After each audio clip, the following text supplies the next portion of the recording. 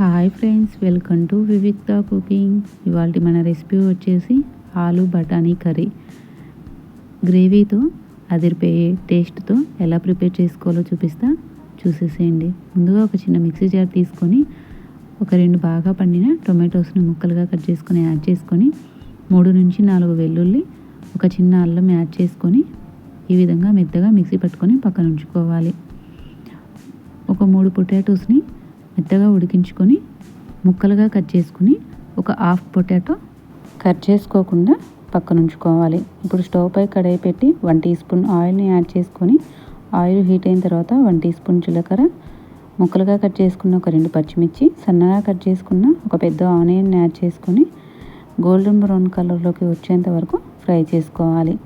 ఈ విధంగా ఫ్రై అయిన తర్వాత ముందుగా మిక్సీ పట్టి పెట్టుకున్న టొమాటో గుజ్జుని యాడ్ చేసుకొని మొత్తం కలిసే విధంగా ఒకసారి కలుపుకొని రుచికి సరిపడా సాల్ట్, 1 టీ స్పూన్ కారం, పావు టీ స్పూన్ పసుపు, 1 teaspoon garam masala, 1 teaspoon జీలకర్ర పొడిని యాడ్ చేసుకొని మొత్తం కలిసే విధంగా కలుపుకొని 1 నిమిషం పాటు ఉడికించుకోవాలి.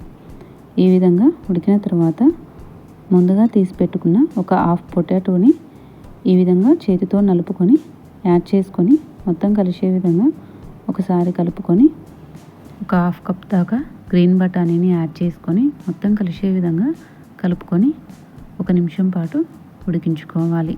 బఠానీని చేతితో ఈ విధంగా నలిపి చూస్తే ఈ విధంగా ఉడికినట్టుగా అనిపించినప్పుడు వాటర్ని యాడ్ చేసుకొని మొత్తం కలిసే విధంగా ఒకసారి కలుపుకొని ఒక 2 నిమిషాల పాటు ఉడికించుకోవాలి. ఈ విధంగా ఉడికిన తర్వాత ముందుగా ఉడికించి పెట్టుకున్న బంగాళాదుంపని యాడ్ చేసుకొని మొత్తం కలిసే విధంగా కలుపుకొని మూత పెట్టుకొని ఒక 2 నిమిషాలు ఉడికించుకోవాలి. ఈ విధంగా గ్రేవీ మొత్తం కాస్త దగ్గర పడిన తర్వాత సన్నగా కట్ చేసుకున్న కొత్తిమీరని యాడ్ చేసుకొని మొత్తం కలిసే విధంగా కలుపుకొని సర్వ్ చేసుకుంటే ఎంతో సింపుల్గా అండ్ టేస్టీగా ఉండే ఈ బఠానీ ఆలు కర్రీ రెసిపీ రెడీ.